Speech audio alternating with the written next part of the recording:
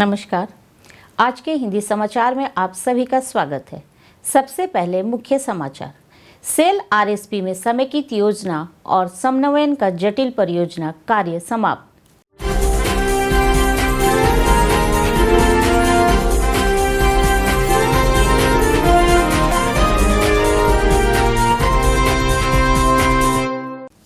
और राउरकेला में महामारी के बीच पटाखों के गूंज के बिना मनी दिवाली।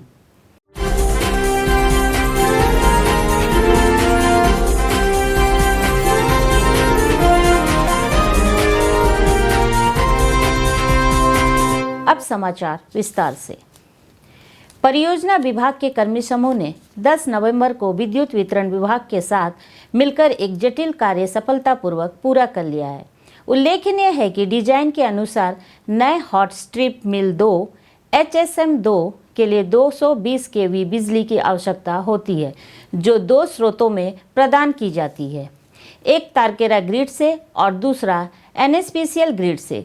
तारकेरा ग्रिड से और दूसरा NSPCL ग्रिड से तारकेरा ग्रिड को चार्ज किया जाता है और ग्रिड से MSDS 7 के माध्यम से बिजली ली जाती है।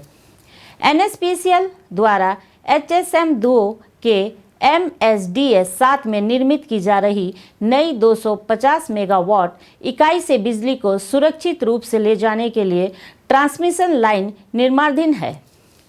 इस लाइन में 39 टावर और 8.56 किलोमीटर कंडक्टर स्ट्रिंग शामिल है। टावर AP15 से AP16 के बीच को छोड़कर सभी स्पेन के लिए स्ट्रिंगिंग कार्य पूरा कर लिया गया है। दोनों टावरों के बीच की लंबाई लगभग 150 मीटर थी, जिसमें डबल सर्किट शामिल था। कंडक्टरों को मौजूदा 220 kV लाइन 220 kV RSP 1 एवं 2 लाइनों से ऊपर तारकेरा ग्रिड OPTCL से MSDS 4 टावर स्थान 39 एवं 40 पर स्थित किया जाना था, जो टांगरपाली गांव के पास संयंत्र परिसर के बाहर स्थित है। उल्लेखनीय है कि RSP की उत्पादन यूनिट को चलाने के लिए 220 kV RSP 1 एवं 2 लाइनें राज्य ग्रिड OPTCL की एकमात्र बिजली कनेक्टिविटी लाइन में है और लाइनों को बंद करना RSP के लिए एक समस्या थी, क्योंकि वहां कोई ग्रिड पावर संयंत्र के लिए उपलब्ध नहीं थी और इस प्रकार RSP की सभी प्रमुख उत्पादन यूनिट को न केवल पूर्ण रूप से बंद करना आवश्यक था, बल्कि इन हाउस बिजली उत्पन्न करने वाली यूनिट अर्थात CPP 1 और CPP 2 NSPCL से शटडाउन अवधि के दौरान सीमित उपलब्ध बिजली के माध्यम से महत्वपूर्ण प्लांट यूनिट के प्रबंध के लिए जटिल प्रचालन गतिविधियों शामिल थी। हालांकि योजना और निष्पादन से परियोजना कर्मी समूह ने पूरे स्ट्रिंगिंग ऑपरेशन को 4 घंटे के भीतर पूरा किया। इस कार्य को स्टिक विंच ऑपरेशन का उपयोग करके डबल लाइन कंडक्टरों को खींचकर किया गया था, जिससे नियत समय 8 घंटे से 3.5 घंटे तक कम हो गया था। कार्यपालक निर्देशक, प्रोजेक्ट्स कार्यपालक निर्देशक वर्ष जैसे वरिष्ठ अधिकारियों ने साइट पर कार्य प्रगति की निगरानी की और टीम के प्रयासों और कार्यों में शामिल सभी लोगों की सराहना की।